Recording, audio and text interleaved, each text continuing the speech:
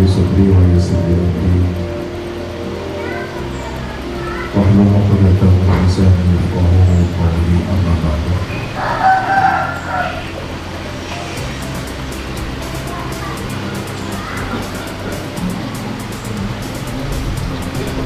Bapak Bupati, Bapak Kapolres, Bapak Dandim, seluruh Forkopimda dan seluruh jajaran, para dinas seluruh yang hadir, hafizakumullah jami'an. Amin. Semoga kita senantiasa dijaga oleh Allah Subhanahu wa Ta'ala. Amin. Mengamalkan tradisi para guru kami dan para peserta. Momentum hari raya seperti bulan Syawal ini adalah dimulai dengan semangat tawassaw bil haqqi wa tawassaw bis sabr, saling menasihati dalam kerangka membangun kebaikan dan kemaslahatan. Setidaknya ada 3 hal yang kami titip pada seluruh bapak-bapak pimpinan, para pengkhidmat pelayan masyarakat. Setelah kurang lebih 1 bulan Ramadan kita fokus beribadah, baik puasa maupun menghidupkan malam Ramadan dengan berbagai kegiatan. Di bulan Syawal semacam ini ada permulaan untuk kembali beraktivitas,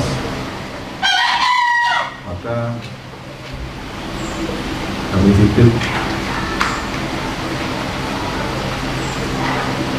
berdasar semangat innamal a'mal binniyat, agar aktivitas kita semua tidak bernilai hampa, kosong, tanpa nilai. Maka tentukan niat yang terbaik, dan tidak ada niat yang paling baik kecuali lillahi ta'ala. Mungkin ada pertanyaan, bukankah kami hanya bertugas, kami menjalankan tugas negara, apakah ada nilai pahalanya? Kita tahu bahwa ibadah itu ada yang ibadah mahdhah, ada yang ghairu mahdhah, ada yang memang murni perintah jelas petunjuknya, sholat, puasa, haji dan sebagainya. Tapi ada yang ghairu mahdhah. Boleh jadi semula adalah perkara yang mubah, boleh jadi semula adalah terkesan urusan duniawi, tetapi karena manajemen niat yang baik, maka kemudian dikelola menjadi ibadah ghairu mahdhah. Berdasarkan sabda Nabi yang artinya setiap kebaikan adalah sedekah. Kullu ma'rufin shadaqah atau kullu di ma'rufin shadaqah. Setiap yang bernilai kebaikan adalah sedekah. Nah, ketika sudah menjadi sedekah, ini berubah statusnya menjadi ibadah.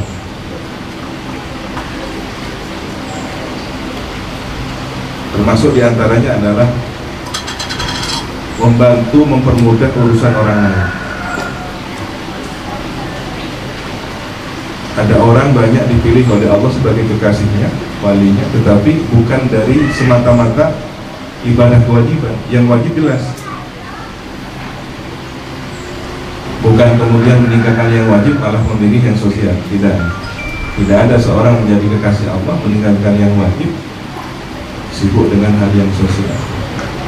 Vertikalnya ditinggal, urusan horizontal saja yang dia mengerjakan. Tidak, tetapi selain yang vertikal, dia sangat peduli dengan urusan sosial, urusan ibadah horizontal. Ada berapa banyak keluhan masyarakat yang Anda bantu untuk menyelesaikan? Ada berapa banyak aspirasi masyarakat yang Anda bantu menyalurkannya? Ada berapa banyak permintaan, permohonan dari masyarakat yang sangat membutuhkan, lalu Anda bantu menyelesaikan hajat kebutuhannya? Maka ibadah inilah yang peluangnya sangat besar sebagai ibadah sedekah. Dicontohkan oleh para guru kita, seorang yang diberi kekuatan tenaga fisik membantu seorang yang tua renta membawakan barang bawaannya adalah ibadah. Menyingkirkan rintangan seperti kerikil, batu atau apapun yang ada di tengah jalan, dipinggirkan, diletakkan ke pinggir, adalah sedekah. Bagaimana dengan layanan-layanan masyarakat? Ada yang datang mengeluhkan tentang fasilitasnya, desanya, tentang rumahnya, tentang tokonya, tentang administrasi surat-menyurat yang sulit, kemudian Anda bantu untuk menyelesaikan. Ini hal yang luar biasa, peluang emas untuk meraih ibadah dari hal yang lain selain sholat. Dan yang terakhir,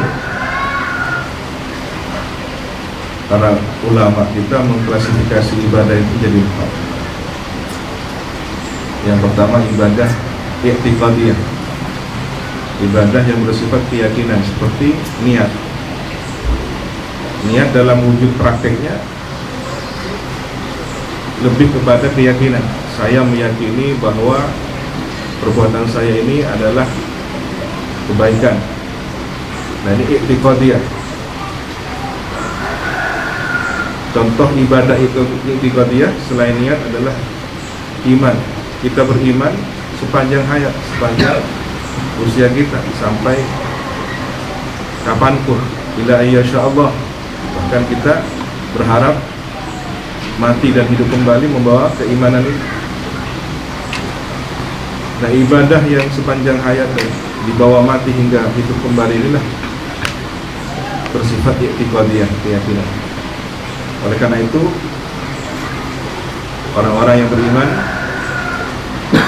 dinilai layak dan pantas mendapatkan surga Allah bukan karena kalkulasi sholatnya atau zakatnya atau puasanya yang itu hanya 60-70 tahun, tetapi kalkulasi tak terhingga dari niat dan keyakinannya yang ingin beribadah dan beriman sepanjang hayat.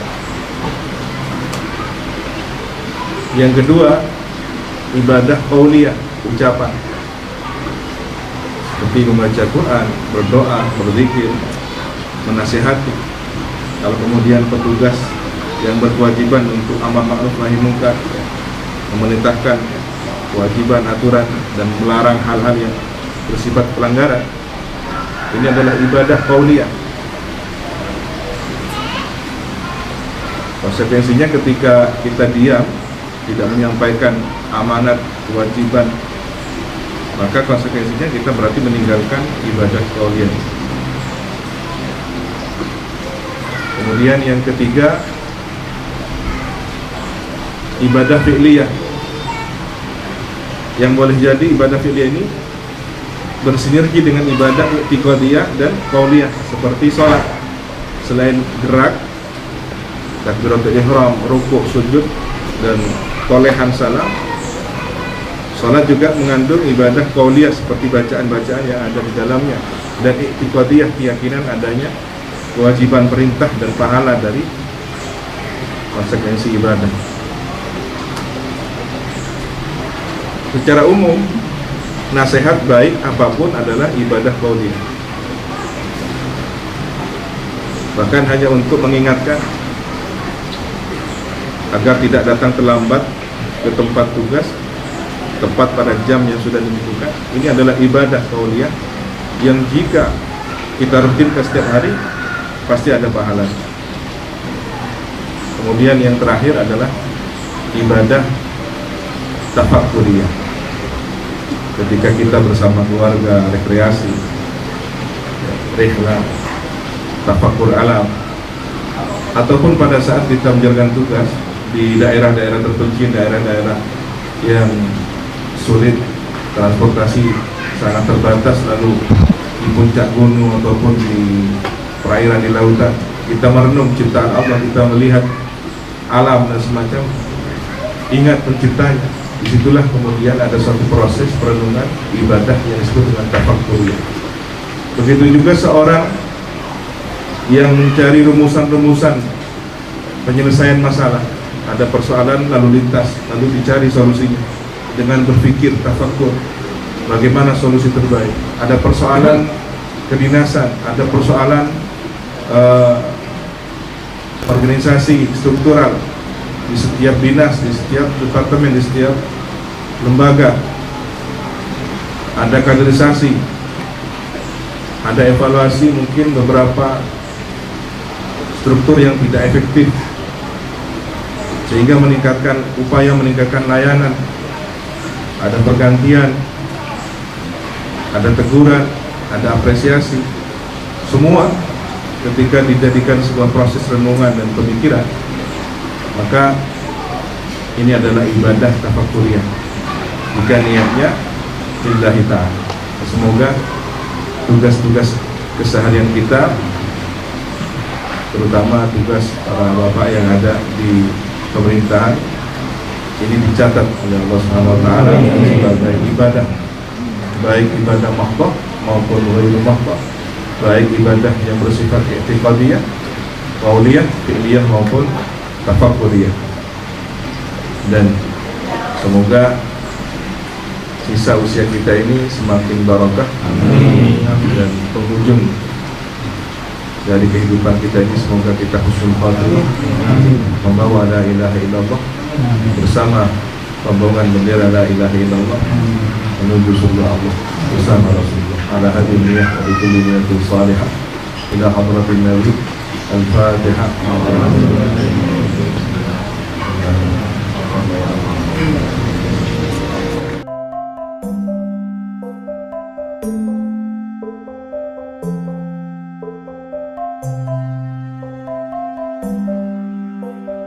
Thank you.